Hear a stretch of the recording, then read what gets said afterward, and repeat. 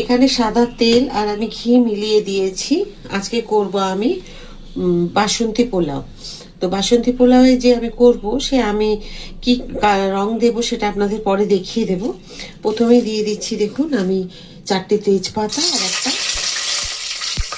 একটা শুকনো লঙ্কা মাঝখান দিয়ে ফাটিয়ে দিয়েছি। ফাটিয়ে না দিলে এটা কিন্তু ভীষণ একটা গন্ধ আসবে, সেটাতে কাশি হবে, সেই জন্য ফাটিয়ে দিতে হবে। পোলাওয়ে দেবো আমি 6টা নিয়েছি এলাচ, একটু দারচিনি আর লবঙ্গ নিয়েছি, 10-15টা মতো লবঙ্গ নিয়েছি, কাজু কিশমিশ, আর এখানে নিয়েছি আদা কিছুটা গ্রেটারে গ্রেট করে নিয়েছি। এগুলো আমি দেব পোলাওয়ের মধ্যে। তো দেখুন তেজপাতা আর যে আমি দিয়েছি লঙ্কা, এর মধ্যে দিয়ে দেবো আমি প্রথমে কাজু কিশমিশ আর লবঙ্গ এলাচ দারচিনি এগুলোকে দিয়ে দেবো। কিশমিশটা আর একটু পরে দেবো।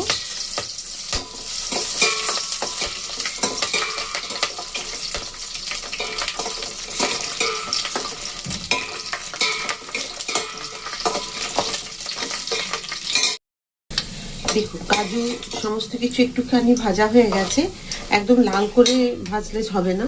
দিয়ে দেবো একটুখানি যে কিশমিশগুলো সেগুলো দিয়ে দিলাম, দিয়ে দেবো আদা।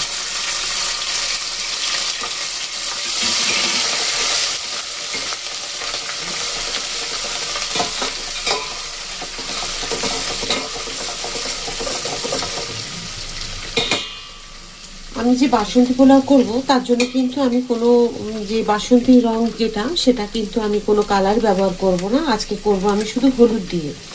আর আমি এখানে চাল নিয়েছি গোবিন্দভোগ চাল, সেই চাল দেখুন আমি ভিজিয়ে রেখেছিলাম প্রায় 8 ঘন্টা। আর চালগুলোকে ভিজিয়ে রাখার পরে একটু জল ঝরিয়ে নিয়েছি। আর আমি ভাত তৈরি করে কিন্তু তারপরে করছি না, একদম সরাসরি চাল দিয়ে আমি করব। আদার গন্ধ যখন চলে যাবে তখন দিয়ে দেবেন একটুখানি পরিমাণ মতো হলুদ। এই যে হলুদ এইটুকুখানি দেবেন, হলুদ দিয়ে করবেন। যারা কোনো রকম ফুড কালার খেতে পছন্দ করেন না তারা এইভাবে হলুদ দিয়ে করবেন, তাতে কিন্তু খুব ভালো হয়। তো আমরা বাসন্তী পোলাওয়ে যদি আমরা ফুড কালার ব্যবহার করি তখন কিন্তু আমরা চালের সাথে মাখিয়ে নিই, চালের সাথে মাখিয়ে নিয়ে তারপরে করি। আপনাদের দেখিয়েছি এর আগে, দেখবেন আমার ভিডিওটা পোলাওয়ে।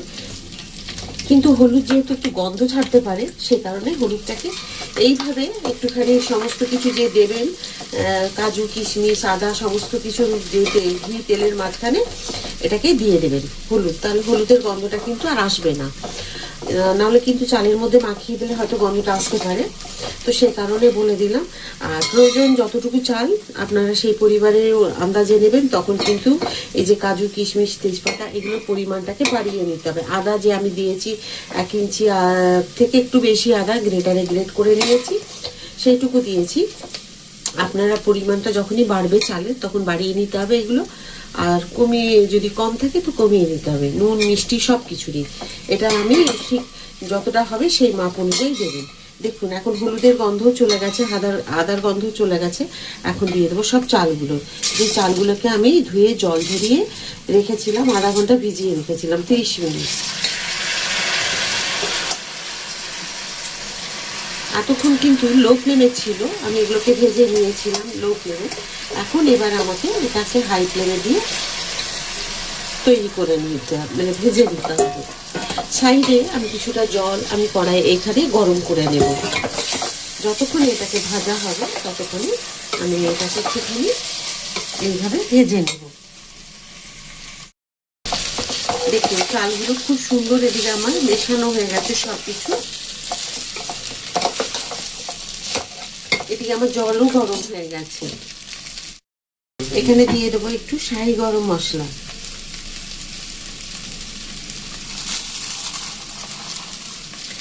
আর দিয়ে দেব আমার পরিমাণ মতো যতটুকু চাল আছে সেই আন্দাজে দিতে হবে চিনিটুকু। এবার আমি এগুলোকে খুব ভালো করে একটু মিশিয়ে নেব।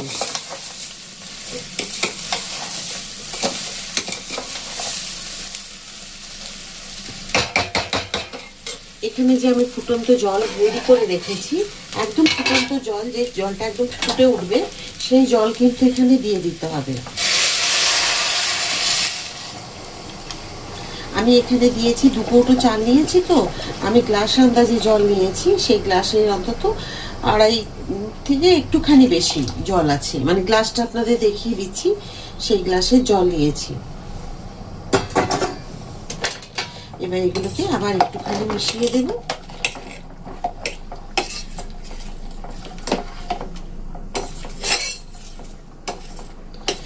যখনই এটা ফুটে উঠবে তখন কিন্তু আমি ঢাকা দিয়ে একদম লো ফ্লেমে রেখে দেবো।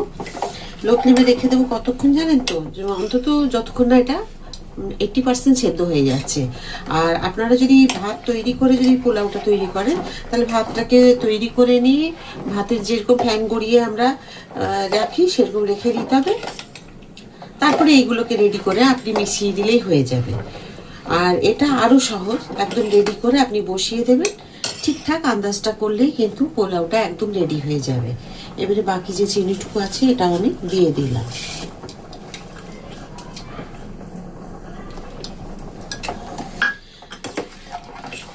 দু কৌটো চালে আমি 100 গ্রাম চিনি দিলাম।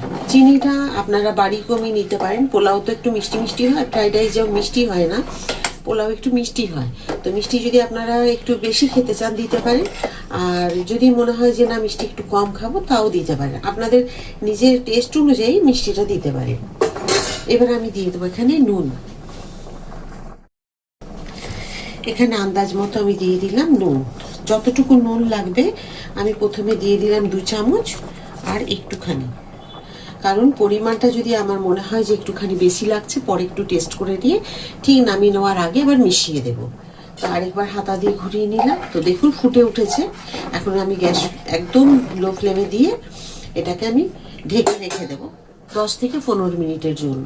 তো দেখুন ফুটে গেছে। আমি এভাবে একটা ঢাকা দিলাম আর একদম লো ফ্লেমে দিয়ে দিলাম। তো এটা হয়ে যাক, হয়ে যাওয়ার পরে আপনাদেরকে দেখিয়ে দেবো কীরকম হয়েছে। আজকে আমাদের এখানে প্রচুর ঠান্ডা, তো এই ঠান্ডার কারণে আজকে মন হলো যে ঝটপট করে একটুখানি পোলাও রান্না করে নিই। তো পোলাওটা খুব চটজলদি হয়ে যায়। যারা খুব এতে রান্না করতে চান, একটা হাঁড়ির মধ্যেই রেডি করে একসাথে রান্না করে নিতে চান, তাদের জন্য খুব সুবিধে। তো সেই কারণে আজকে আমি একটা ডেকচির মধ্যে বসিয়ে একভাবে আমি রান্নাটা করে নিলাম। কোনো আলাদা করে ভাতের ফ্যান গড়িয়ে বা আলাদা করে ভেজে ভুজে রেডি করার কোনো প্রয়োজন নেই। যদি এইভাবে খুব ক্লান্ত, ভালো লাগছে না, একটা যে কোনো কিছু দিয়ে মানে খেয়ে নেব শুধু পোলাও, এটা আপনারা শুধু খেতে পারেন। তবে এটা শুধু খাওয়ার মানে আলুর দম, ঘুগনি, চানা মশলা, মাংস, যে যেটা দিয়ে খেতে ভালোবাসেন, পনির খেতে পারেন। আজকে আমি একটু শুকনো শুকনো আলুর দম করেছি, তো সেটা আজকে আপনাদের দেখাইনি। তো অনেকবার দেখিয়েছি, তো আজকে যেটা করেছি একটু আলাদা, তো একদিন কোনোদিন দেখিয়ে দেবো আপনাদের। তো চলুন ওটা হয়ে যাক, তারপরে আপনাদেরকে ফিরে এসে দেখাচ্ছি যে কেমন হয়েছে। তো আমি তো দিয়ে দিয়েছি লো ফ্লেমে। তো কিছুক্ষণ পরে একবার আমি দেখে নেব নুন মিষ্টি সব ঠিক আছে কিনা। যদি ঠিক থাকে তো খুব ভালো, যদি না থাকে একটু দিয়ে আবার একটুখানি 2-4 মিনিট দিয়ে রেখে দেবো। তো দেখুন আমি একদম লো ফ্লেমে রেখেছিলাম, আর আমি একটা স্টিলের ডেকচিতে বসিয়েছিলাম, তাতে না একদম উপচে পড়ছিল। তো আমি এই অ্যালুমিনিয়ামের এই হাঁড়িটার মধ্যে দিয়ে দিলাম, আর দেখুন কীরকম সুন্দর হয়েছে, ঝুরঝুরে। তবে একটু ঠান্ডা হোক, হয়ে গেলে আরও ঝুরঝুরে হবে। তো আপনাদের দেখিয়ে দিলাম যে কতটা সুন্দর হয়েছে দেখুন। তা আমি একটু পরে আপনাদের দেখাচ্ছি। এখন ঢেকে রেখে দিলাম, ঠিক 10-15 মিনিট পরে আপনাদের দেখাবো। দেখুন আমার পোলাও আর এই যে আলুর দম করেছি, শুকনো ভাজা আলুর দম। তো এই আলুর দম একদিন আপনাদের দেখিয়ে দেবো। আর এই যে পোলাও আমি করেছি আপনাদের দেখিয়ে দিচ্ছি। এটা তো আমি সাজিয়ে নিয়েছি, কত সুন্দর লাগছে দেখুন। আর এখানে দেখুন আমি নিয়েছি, এটা ঝাল নেই, এখানে যেমন কাঁচা লঙ্কা দিয়েছি আমাদেরটা খাবো, আর এখানে ঝাল ছাড়া একটু তুলে রেখেছি।